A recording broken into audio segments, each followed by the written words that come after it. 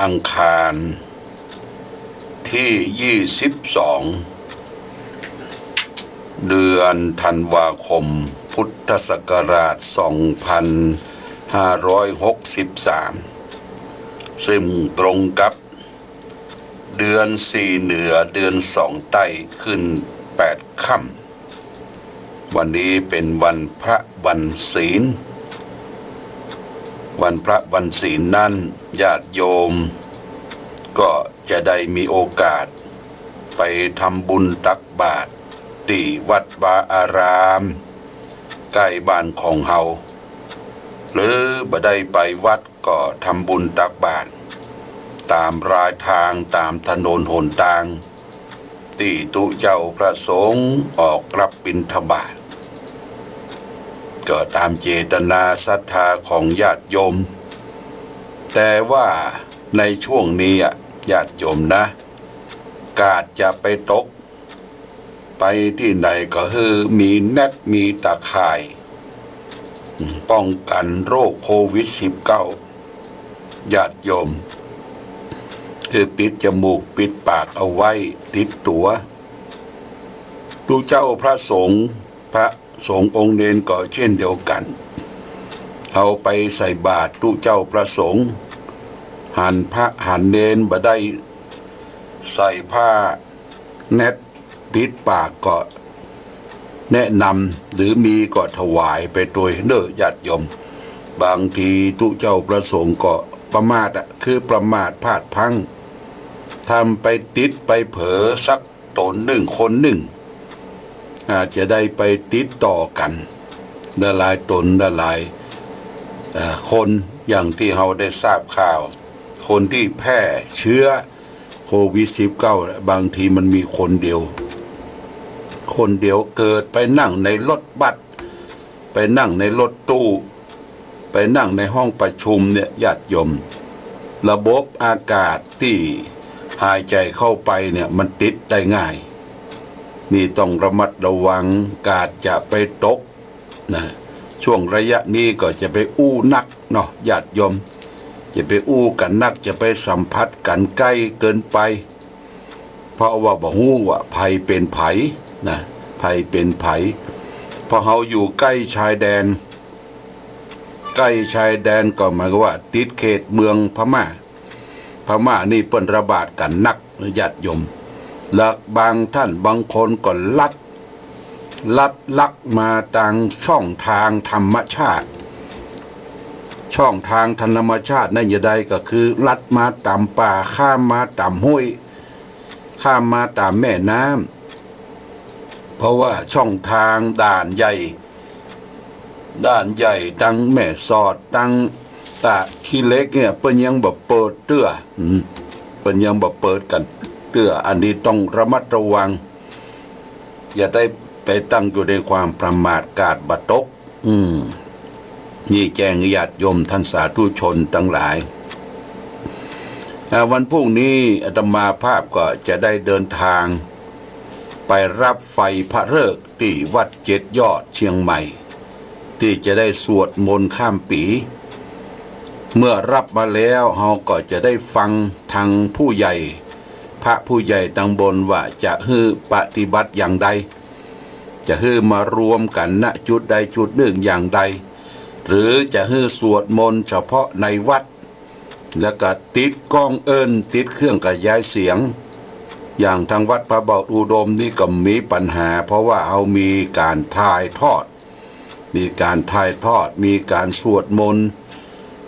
ทางออนไลน์ญาติโยมนะทางออนไลน์เรามีวิทยุอยู่อาจจะสวดมนต์ที่บนวิหารพระเจ้าละแข่งคือญาติโยมได้เปิดเครื่องรับวิทยุอยู่ทางบ้านสวดมนต์ข้ามปีอันนี้ก็จะได้ไปรับทราบข้อมูลต่างๆและจะไปรับไฟพระฤกษ์จากสมเด็จพระสังฆราชที่ได้พระราชทานมายังที่จังหวัดเชียงใหม่ที่วัด7 ยอดในวันพรุ่งนี้วันที่23อันนี้ก็แจ้งญาติโยมท่านสาธุชนทั้งหลายและรับทราบมาณโอกาสนี้ ก็รู้สึกในช่วงนี้อากาศบรรยากาศก็เยือกเย็นหนาวลงญาติโยมเยือกเย็นหนาวลงทำให้เฮาเนี่ยพักผ่อนเต็มที่เนาะเต็มที่ญาติโยมการพักผ่อนถือว่าเป็นการผ่อนคลายเนื้อหนังมังสังร่างกายของเฮาที่มันสดชื่นแจ่มใสนะบุคคลใดนอนหลับพักผ่อนเมื่อค่ำเมื่อคืนบัดหลับเนี่ยตอนกลางคืนบัดหลับตาเลื่อมมาเข้าถึงเมื่อวันมันหลับเมื่อวันญาติโยมแสดงว่ามันผิดปกติผิดปกติเพราะฉะนั้นเมื่อค่ำเมื่อคืนเมื่อพระอาทิตย์ตกดินมืดครึ้มแล้ว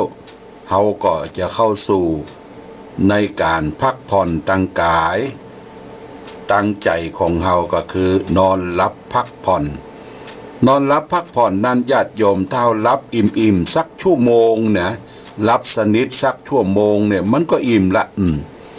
อิ่มเนี่ยเกิดความรู้สึกทางจิตทางกายของเฮายกตัวอย่างเช่นว่าอาตมาเนี่ยวันติดวันเสาร์ก็จะขึ้นไปพักผ่อนณที่วัดพระเจ้าหลวงวัดพระธาตุศรีมหาโพธิโพธารามที่หันก็สงบเยือกเย็นญาติโยมผู้คนบ่ผู้ผ่านพอได้พักผ่อนไผก็บ่ต้องมาต่อยประตูบ่ต้องมาห้องก็แสดงว่าได้พักผ่อนปลีกวิเวกคำว่าวิเวกเนี่ยญาติโยมมี3ประการพักผ่อนทางกายปฏิบัติธรรมทางกายเรียกว่ากายวิเวกไกลจากผู้คนอยู่ตามป่าตามเขาลำเนาไพรเรียกว่าปลีกวิเวกทางกายเนี่ยญาติโยมก็มีส่วนนี้ก็ทำได้นะเฮามีต้งมีนามีห้างมีอย่างกับออกไปแหละไปพักผ่อนทางกายวิเวกเอามุ้งไปตัวเหียเอากรดไปตัวเหียหรือเอาเต้นไปตัวเหียไปกลางกันเหลือบกันยุงแล้วก็รับอิ่มเมื่อรับอิ่มปอดเท่านี้ก็รับอากาศที่สดชื่นเข้าไปเนี่ยกายวิเวกและก็วิเวกตัวที่2จิตตวิเวกคือสงบจิตสงบใจ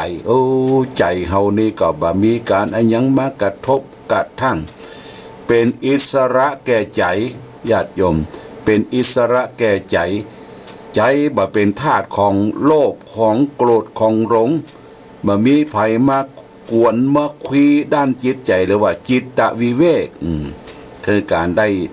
พักผ่อนตั้งใจไหว้พระสวดมนต์นั่งเจริญสมาธิภาวนานี่วิเวกตัวที่2จิตตวิเวกสงบตั้งจิตวิเวกทางสุดท้ายก็คืออุปธิวิเวกสงบทางกิเลสจิตใจเฮาเนี่ยมันมีความคิดข้องมองใจมันเป็นความเศร้าหมองในด้านจิตใจเกิดขึ้นเมื่อเฮาได้ปลีกตัวปลีกใจกำจัดใช้สติปัญญาพิจารณาทางวิปัสสนากรรมฐานรู้แจ้งเห็นจริงในกองทุกข์ก็อาศัยที่สงบสงัดเรียกว่าอุปธิวิเวกสงบกิเลส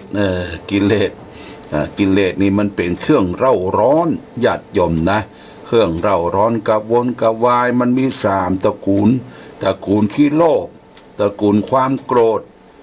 ตระกูลหลงโลภโกรธหลงเนี่ยเป็นตระกูลใหญ่ของกิเลสที่มาเคาะมาป้อนมากุ้มดุ้มซุ่มจิตใจทำให้คนเนี่ยวุ่นวายยินดีอยากได้ต้องการอยู่ตลอดเวลาหาความสุขบ่ได้เพราะฉะนั้นความสุขเนี่ยก็เกิดจากการที่ได้เรียกว่าปลีกวิเวกญาติโยมปลีกวิเวกหาความสงบสุขบ่เข้ากับหมู่กับจุงบางคนเป็นอย่างอันชอบไปที่มันวุ่นวายญาติโยมชอบไปที่วุ่นวายที่คนหลายอย่างไปกาดไปลีนะไปกาดไปลีแทนที่จะไปซื้อข้าวซื้อของซื้อผักผลไม้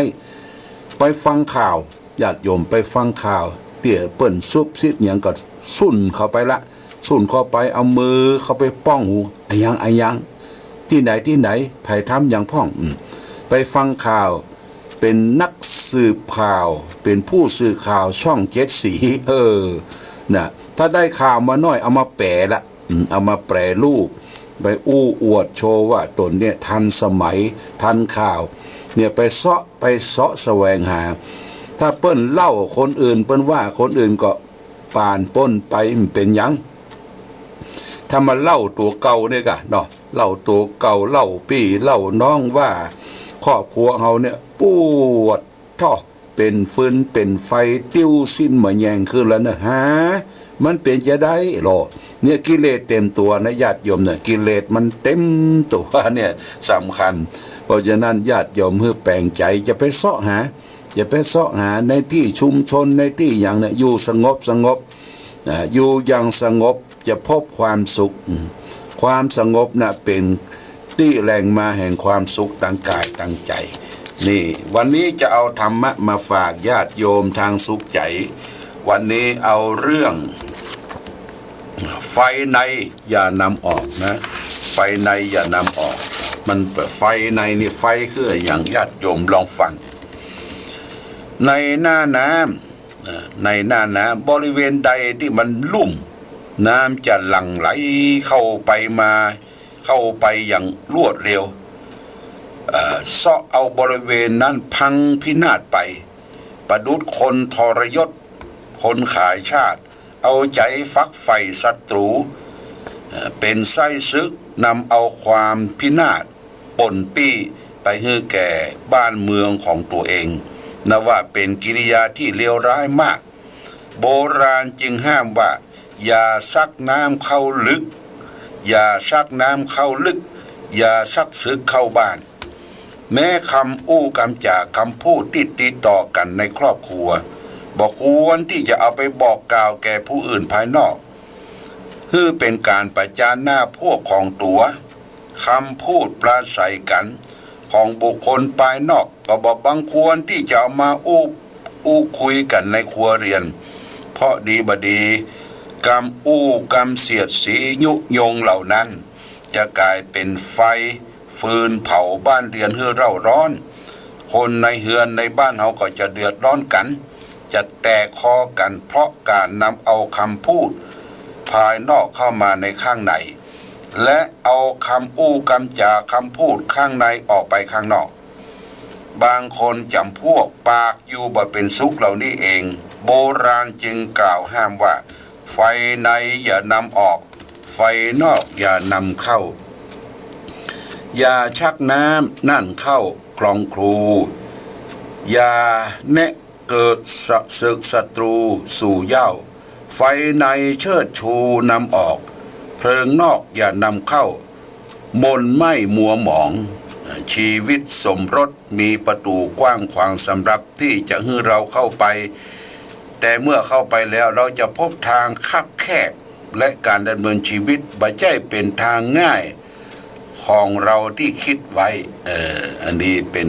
คำกรอนเป็นคติเสื่อมใจไฟในอย่านำออกไฟนอกอย่านำเข้ามานี่ญาติโยมเนอะเรื่องในบ้านในจองในครอบในครัวน่ะจะไปเปิดเสียงให้เปิ้นหันหลังจะไปเปิดหนังให้เปิ้นหันจิ้นในครอบครัวเฮาเนี่ยเฮามีทุกข์มียากมีลำบากมีเงินมีทองอย่างใดนี่มันอยู่ที่ครอบครัวเฮาเนี่ยจะให้มันมีความสุขมีความสุขถึงครอบครัวแล้วก็มาถึงชุมชนแหมมาถึงที่อยู่ที่อาศัยแหมถึงง่ายๆก็คือวัดบางคนเนี่ยบอกฮู้อีโนเอเนเอาเรื่องของตังวัดบอกฮู้ข้อมูลที่แท้จริงเอาไปโพธนาบอกคือคนนั่นคนนี้ว่าวัดเฮาเป็นอย่างอีวัดนี่เป็นอย่างอันเนี่ยทำให้คนเกื่อมศรัทธาเสื่อมศรัทธาญาติโยมเล่าขวัญกันเล่าต่อกันไปไหนและมาฮู้สึกตัวเนอะคนที่ไปไปเล่าเนี่ยยิ้มแย้มแจ่มใสแต่เปิ้นบืนปากเขาใส่โอ้อีนี่ไอ้นี่ปอตอวัดมันแต่ก็ยังมาเอามาเล่ามาสาธยายนับภาษาอย่างกับวัดอื่นที่อื่นมันเสาะข่าวนะมากาดมาลีมันเสาะข่าวเพื่อจะไปโพธนาเนี่ยญาติโยมข้อมูลอันใดที่เราบ่ฮู้แจ้บ่ฮู้จริงญาติโยมจะไปปากเปีย บางคนนี่ปากเปียะวันค่ำเขาตั้งใจสงบเบียกเกณฑ์กัสสหับนะกัสสหับนี่เป็นคาถาเนี่ยฮับปากญาติโยมจำไว้ถ้าหมาที่ไหนมันสวกมันจะครบกัสสหับเนี่ยก่อนป่อเปิ้นสอนคาถางับปากหมากัสสหับนี่โอ้ดียอดกันถามาบอกครบประกัดญาติโยมต้องกัสสหับไว้คือฮับปากฮับใจทำมาค้าขายเลี้ยงตนเลี้ยงชีวิตของตนเองไปด้วยความซื่อสัตย์สุจริตยังบ่หูนี่ ญาติโยม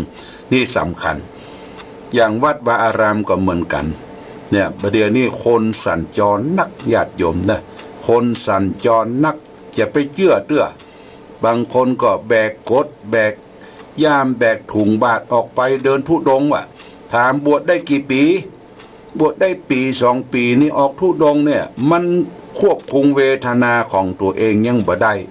เวทนาคือความรู้สึกยินดีอยากได้ต้องการเนี่ยญาติโยมบางทีไปเสาะหาลาบบางทีก็ไปเสาะหาสตุ้งสตางค์หน้าหนาวนี่ญาติโยมมีข่าวคณะสงฆ์ตั้งแม่งอนคณะสงฆ์ตั้งม่อนปิ่นนะมาแจ้งหลวงพ่อบ่อยๆว่ามีตุเจ้าลูกที่ไหนที่เบาหุมาปักกดที่บนดอยอ่างขางที่ลานกลางเต็นท์ใกล้ๆเปิ้นเนี่ยปรากฏแล้วเมื่อเจ้าก็เอาบาตรไปบิณฑบาตจากญาติโยมที่เปิ้นมาพักผ่อนหย่อนใจ